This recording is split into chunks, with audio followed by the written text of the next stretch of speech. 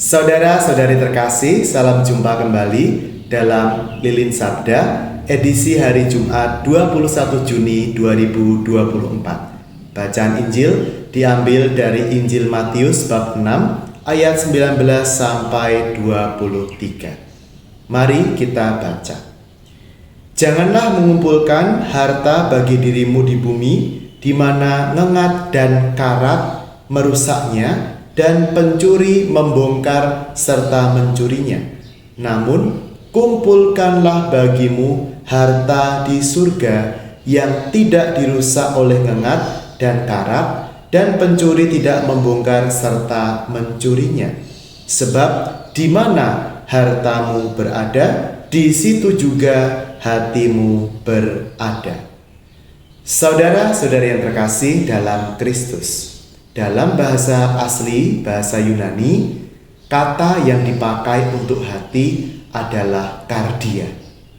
Kardia adalah pusat diri bagi seorang manusia. Maka sabda Tuhan pada hari ini, di mana hartamu berada, di situ juga hatimu berada, itu mau menegaskan bahwa apa yang kita anggap penting, itulah yang biasanya ada di hati kita. Ada dalam pusat perhatian kita. Lihatlah bahwa dalam kata perhatian, itu ada kata hati kan. Nah, saudara-saudara yang terkasih dalam Kristus, maka marilah kita melihat apa yang setiap hari kita perhatikan. Apakah kita dalam hidup kita sehari-hari, kita terlalu banyak memperhatikan hal-hal yang sungguh duniawi saja? Yesus menghendaki agar kita juga bisa menjaga jarak dari hal-hal duniawi. Kita memerlukan harta duniawi jelas, tetapi kita diajak untuk punya sikap lepas bebas, tidak terikat. Karena apa?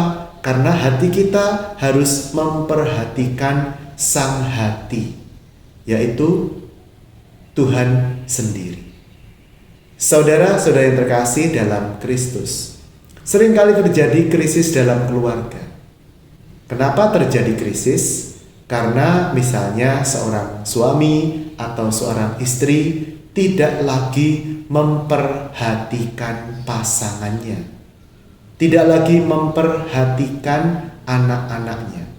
Demikian juga sebaliknya, anak-anak juga tidak lagi memperhatikan orang tuanya, tidak lagi peka ketika dipanggil, ketika dimintai tolong untuk menyiapkan hal yang sederhana, misalnya mengambilkan minum, untuk menyapu dan sebagainya. Kenapa? Masing-masing sibuk memperhatikan HP-nya, memperhatikan game yang sedang dimainkannya, memperhatikan TV atau tontonan yang sedang dia sukai.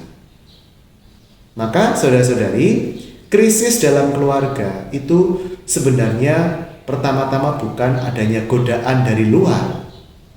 Itu nanti, tetapi krisis pertama adalah krisis perhatian.